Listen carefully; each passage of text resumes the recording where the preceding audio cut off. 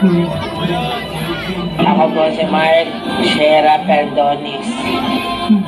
Ako po ay panganay sa aming magkakapatid. Tumitira po ako sa mga headset po sa Rizal. Doon na po ako natutulog. Minsan nga po naano pa ako sa mga drugs, mga nagdadamay. Kulang po sana. Nakauwi kami doon sa lugar namin. Sa nanay ko para sa Pasko kasi sa amin. Mga baliw! Kuya, palimos po. Wala eh. Sige na, pangkain ka lang po. Nagutom na po kasi ako eh. Wala nga eh. Ba't ba ang kulit mo? Sige na kuya. Hindi ka pa talaga makaintindi? Balis ka na nga dito.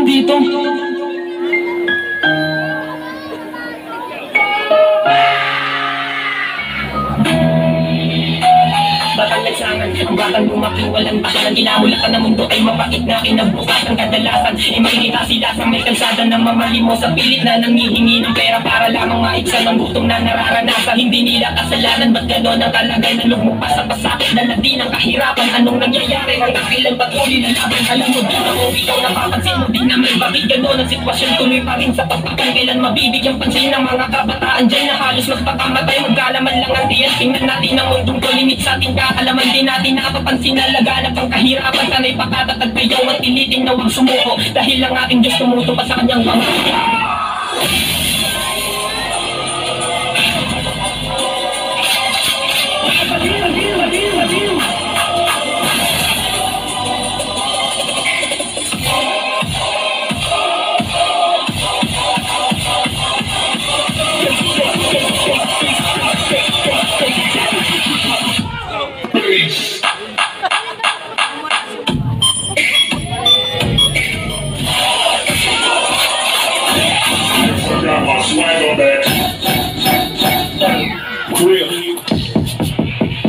Oh, kalma.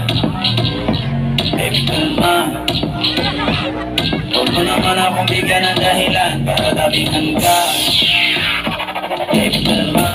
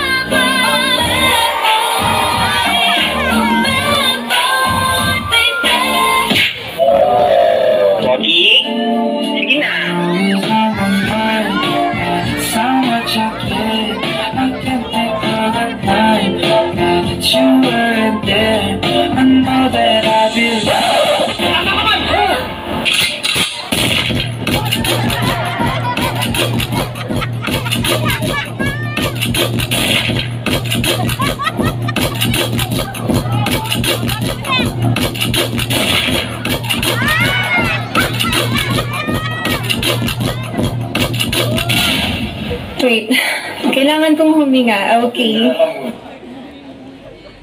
Kita mo yan? Hindi akin yan. Pero eto, sayong-sayo. Now!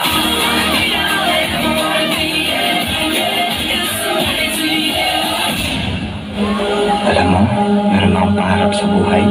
Sana, matupad.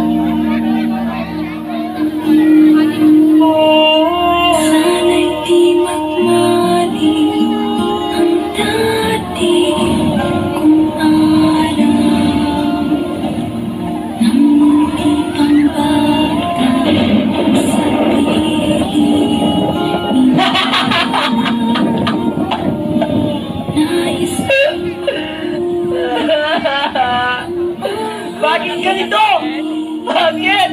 Bakit? Ang daming kabataan na papariwara! Mga kabataan na pabayaan ng magulang! Naligaw ng landas! Nalunod sa masamang video! Mga kabataan natutulog sa daan! Nagsukalat-kalat sa landas! Gusto masirahan ng pagsit o mabaliw ng tuluyan!